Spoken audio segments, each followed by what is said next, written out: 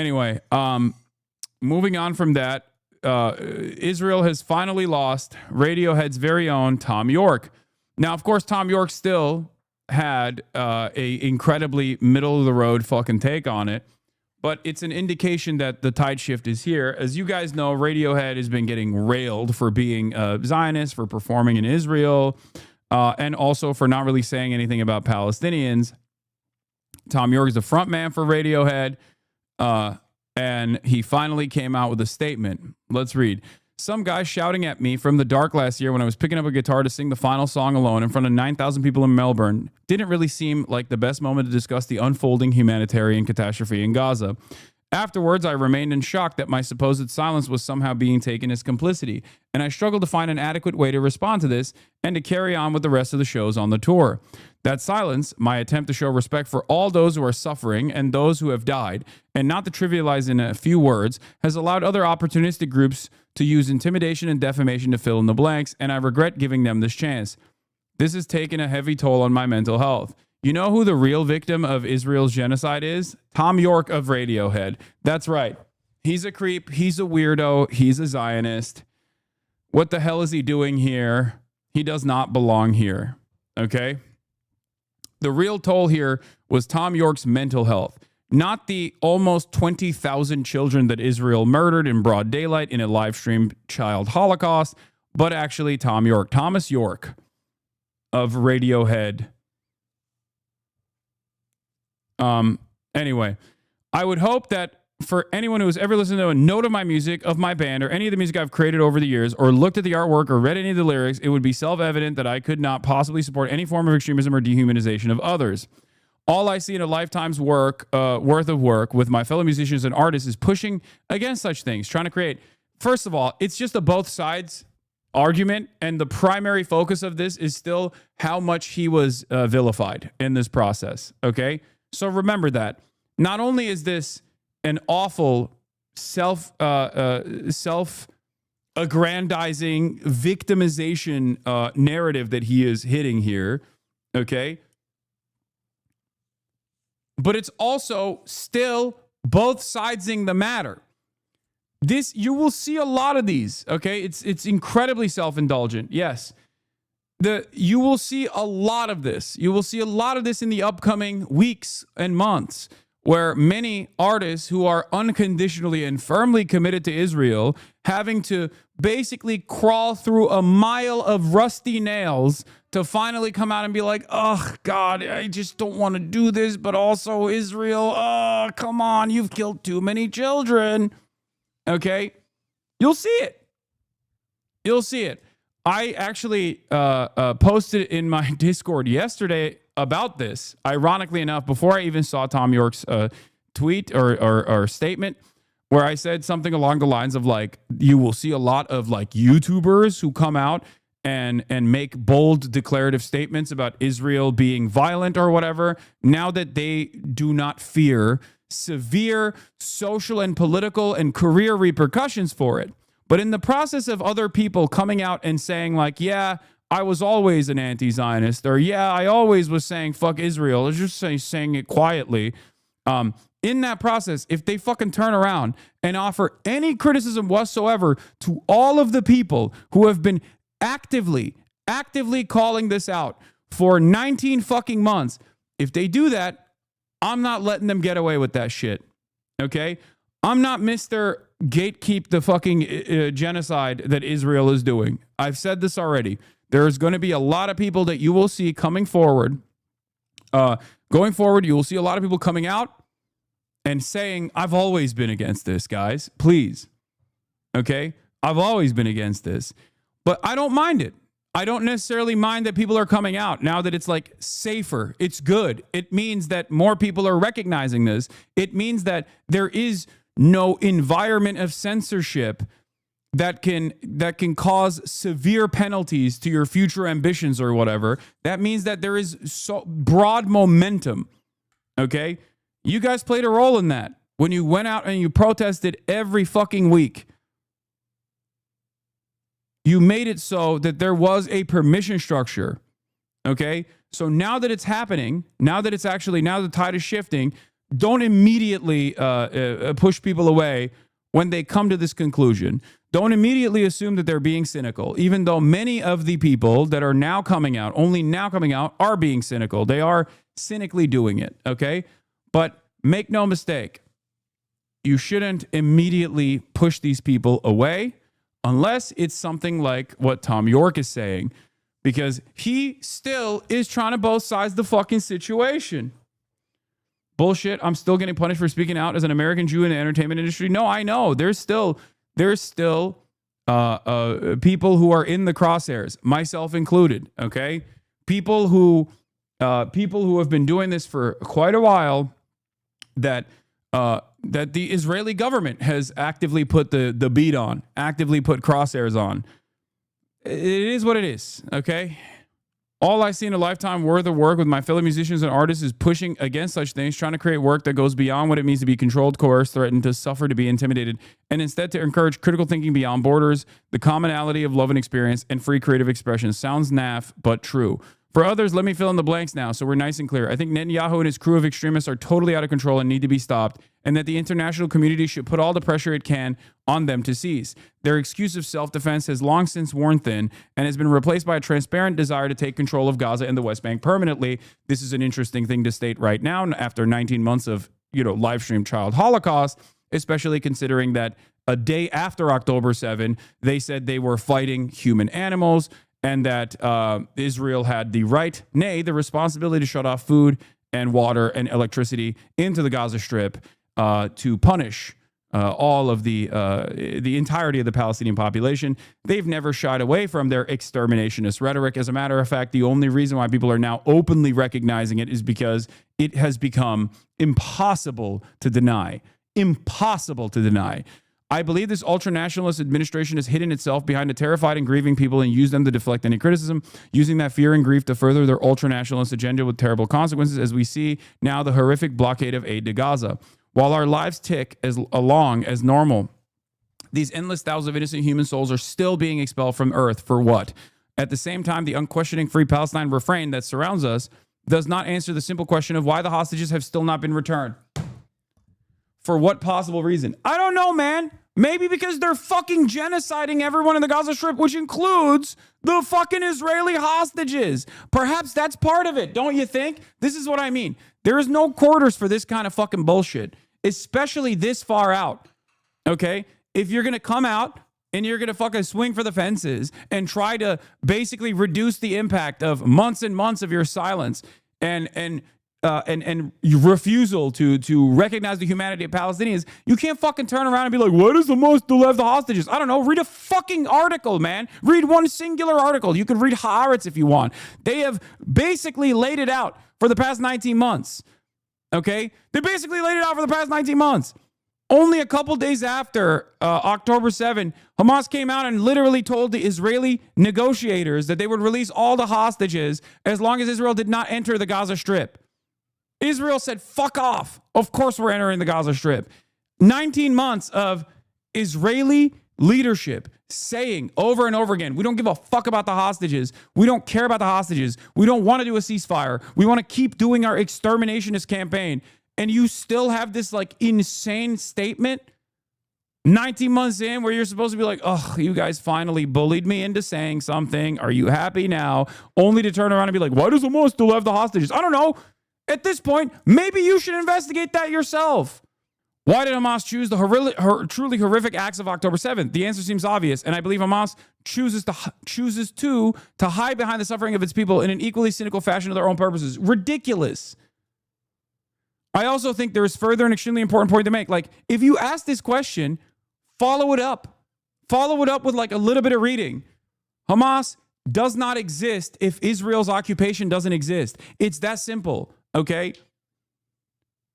Palestinian emancipation has taken multiple forms throughout the 77-year occupation. Hamas is like the last formation of it, and its militancy and its targets have changed even throughout the limited timeline that Hamas has even existed.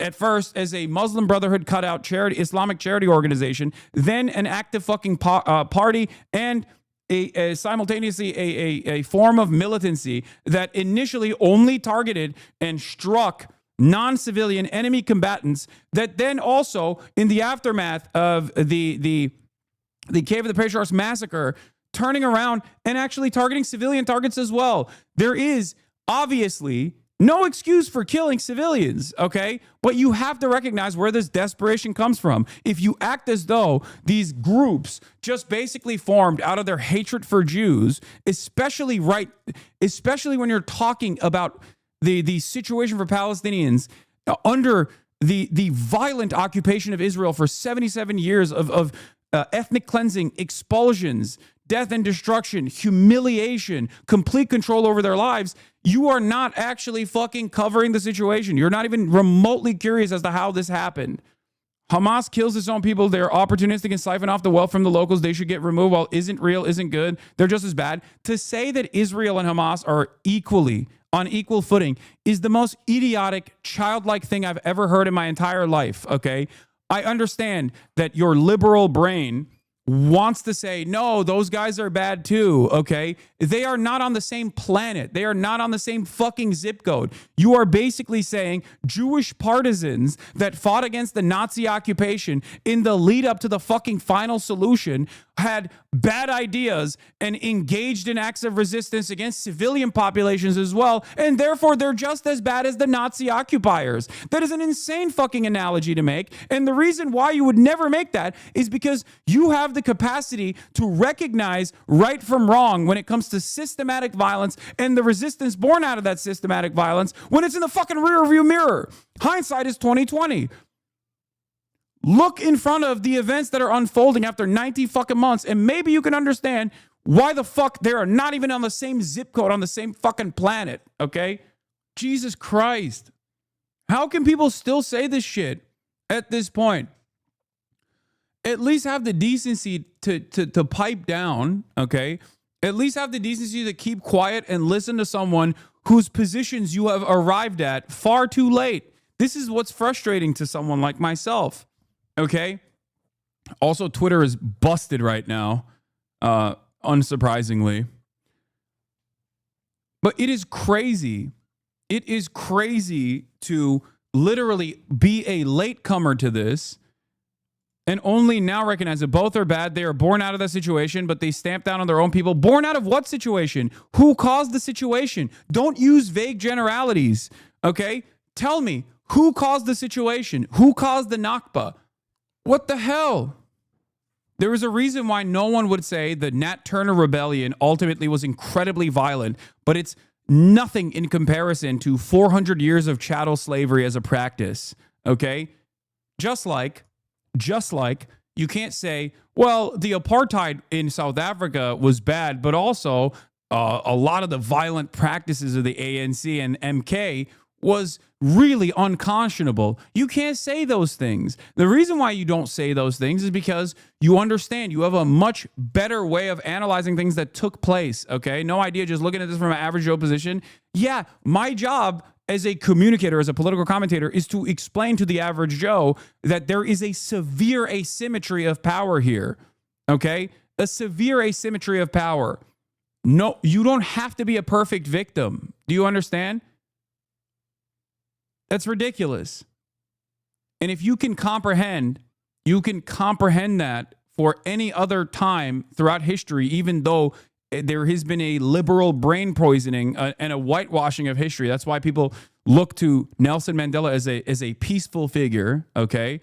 They rewrite history in an effort for you to feel this exact way when you see regular emancipatory movements, non-state actors fighting justifiably against a fucking state oppressor, a settler colonial enterprise designed around the notion of ethno-religious supremacy, an exterminationist principle. That's what Zionism is. It is a fascist ideology. It's a racist ideology. It is no different than Nazism. Even the average Joe podcasters are 5,000 times more informed than this chatter. It's embarrassing to be... Yeah, exactly. You got fucking Theo Vaughn. You got people like Theo Vaughn at least going, dude, of course people are going to fucking fight back. What are you supposed to do when met with the ultimate violence of Israel?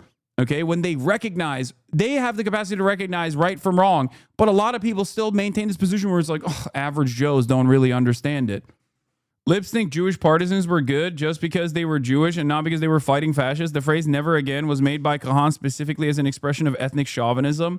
No, never again's application was not supposed to be Kahanist. Never again's application was never supposed to be Kahanist. And many people don't even think of it from that Kahanist framework until post-October 7, where so many... No, that chatter is not wrong. That chatter is not wrong. That chatter is not wrong. That chatter is actually fucking correct. Okay? Most people do not hear never again and think, oh, this means never again just for Jews. That is the Kahanist interpretation of this statement. Okay? Yes. I wouldn't say Kahan made the phrase. I think he popularized it within a certain sect. Okay, but never again was not was never seen as that Kahanist interpretation. Okay, please don't say that. If you ask the average person what never again implies, no one would ever think of the Kahanist interpretation, never again just for Jews.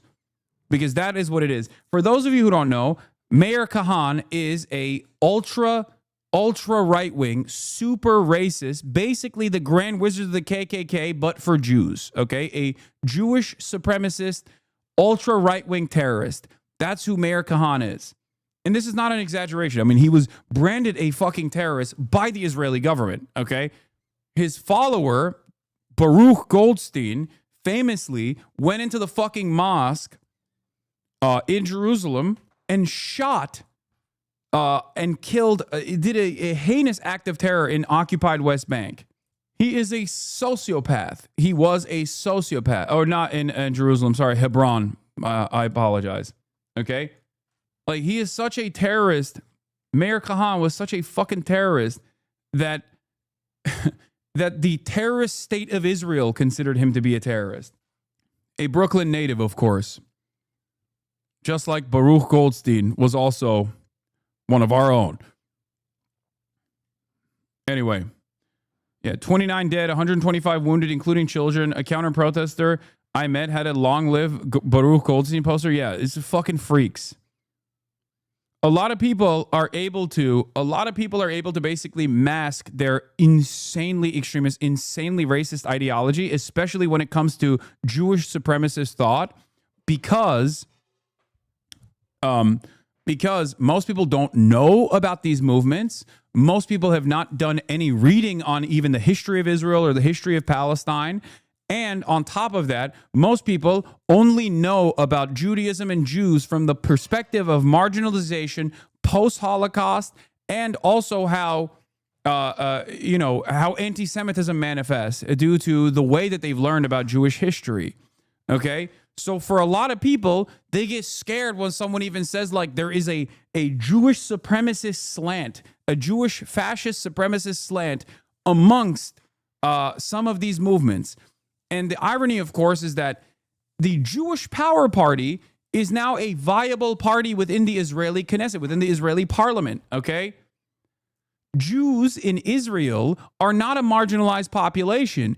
Jews in Israel are the oppressor population. It's like saying fuck white people in America, okay? This is something that a lot of people cannot comprehend. They don't understand it because their entire lives they've been taught like Jews have been pogromed, historically been undermined, historically been attacked, and that's precisely what's going on right now. Like, that is the framework that they operate off of. Over there, that is not the case, okay? And the greatest example I can always give you is this.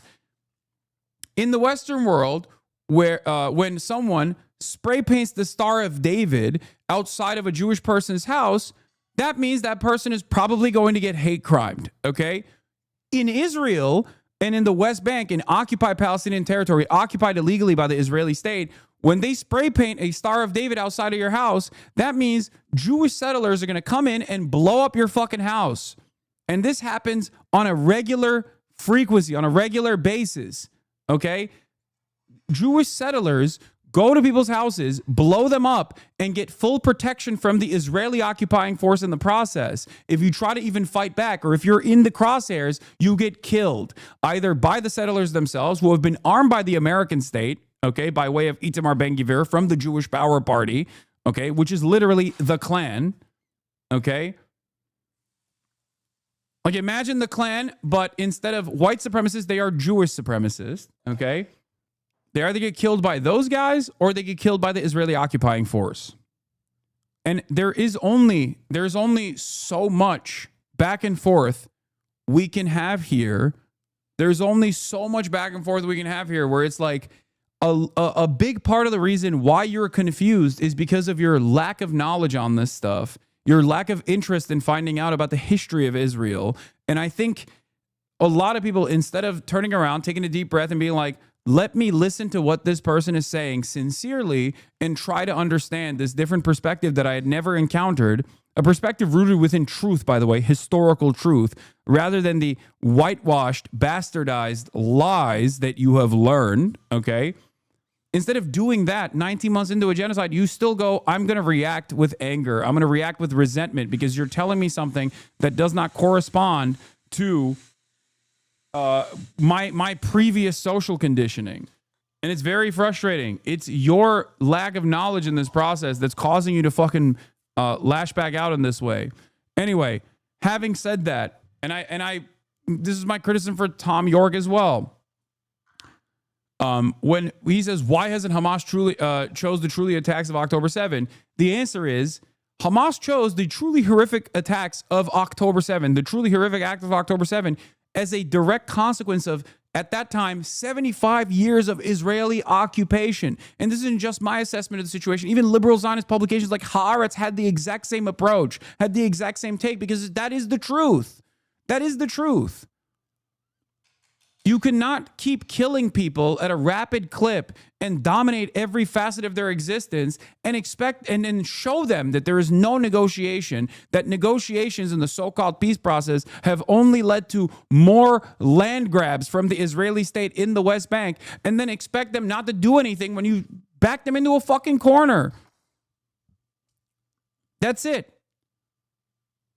Not agreeing with the tactics of Hamas or openly stating that there were atrocities that unfolded on October 7 does not change that dynamic, does not change the much larger atrocity of 75 years at that time of apartheid and military occupation and death and destruction. I also think there is further an extremely important point to make. Social media witch hunts, nothing new on either side, pressurizing artists and whoever they feel like that week to make statements, etc., do very little except heighten the tension. Like, he's this fucking asshole. How old is Tom Yorke, dude? Let me see. 56 years old, brother. 56 years old. You're a whole ass, almost 60-year-old adult. And you're over here talking about how the real problem here is social media. That is disgusting. I'm sorry that as a major artist who literally played in Israel, people were looking to you to say something, okay? I don't care. I listened to a lot of Radiohead when I was growing up. I don't personally give a shit whatever Tom Yorke says, okay? I don't care if Tom Yorke would come out and release a statement, but there are obviously plenty of people who look up to people like Tom Yorke. And in that moment, shouldn't your conscience guide you? Shouldn't you look at what is happening, what is taking place, the genocide that is unfolding, and say, my conscience is the reason why I'm making this statement? And not talk about social media pressure. You're fucking 60 years old. You're a multimillionaire. Jesus fucking Christ. Get over yourself.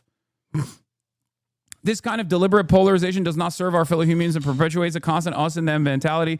It destroys hope and maintains a sense of isolation, the very things that extremists use to maintain their position. We facilitate their hiding in plain sight if we assume that the extremists and the people they claim to represent are one and the same, indivisible. If our world is ever able to move on from these dark times and find peace, it will only be when we rediscover what we share in common. And the extremists are sent back to sit in the dark. Oh my God, what a fucking fence sitter. I sympathize completely with the desire to do something when we are witnessing such horrific suffering on our devices every day. It completely makes sense. But now I think it's a dangerous illusion to believe reposting or one or two-line messages are meaningful, especially if it's to condemn your fellow human beings. They are unintended consequences. It is shouting from the darkness. It's not looking people in the eye when you speak. It's making dangerous assumptions. It's not a debate, and it is not critical thinking.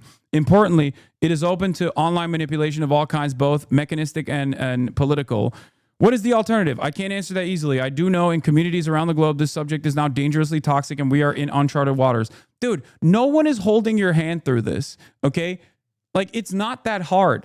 The only reason why it would be hard to make a fucking statement like this is only because you love Israel. That's it. And you still can't let it go.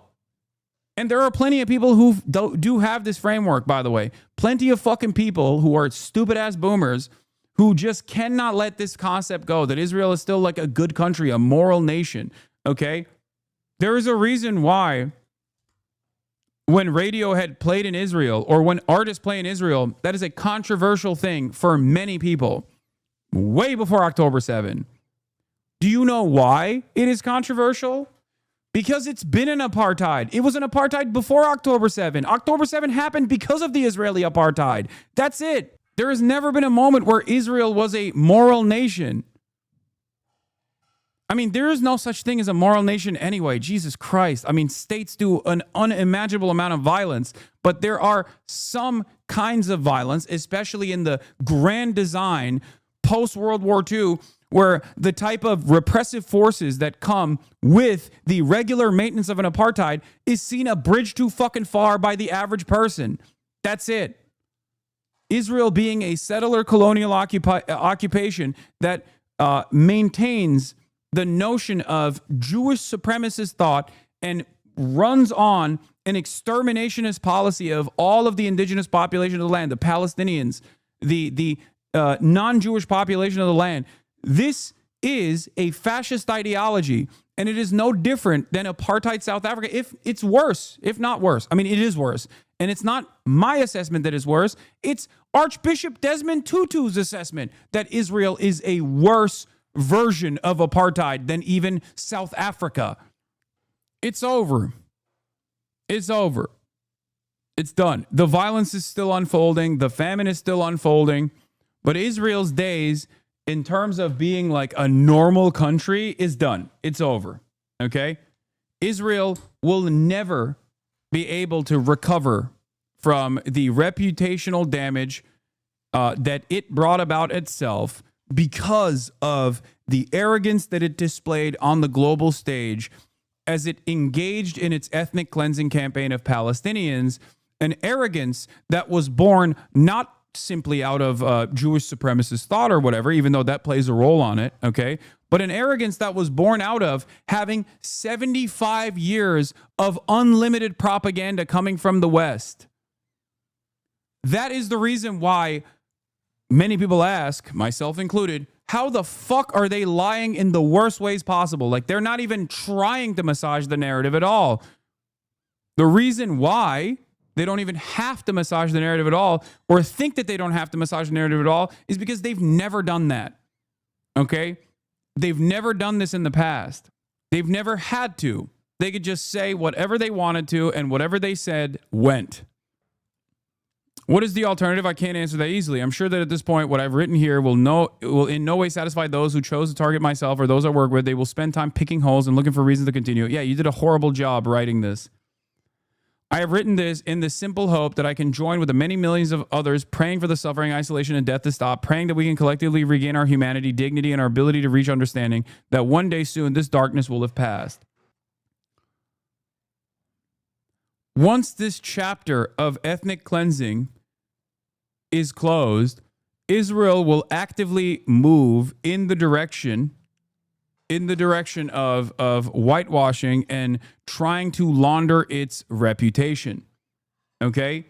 It is up to all of us to make sure that we do the right thing and don't forget the hundreds of thousands of Palestinian victims in the process. That's it. Israel will inevitably hit the liberal Zionist slant to say, this is entirely in the hands of Benjamin Netanyahu. I can't believe he did this. Oh my God, it's a couple right-wing ultra-nationalists that really change the dynamic of this country. I mean, this is not who we are. This is not what we represent. It is what Israel represents.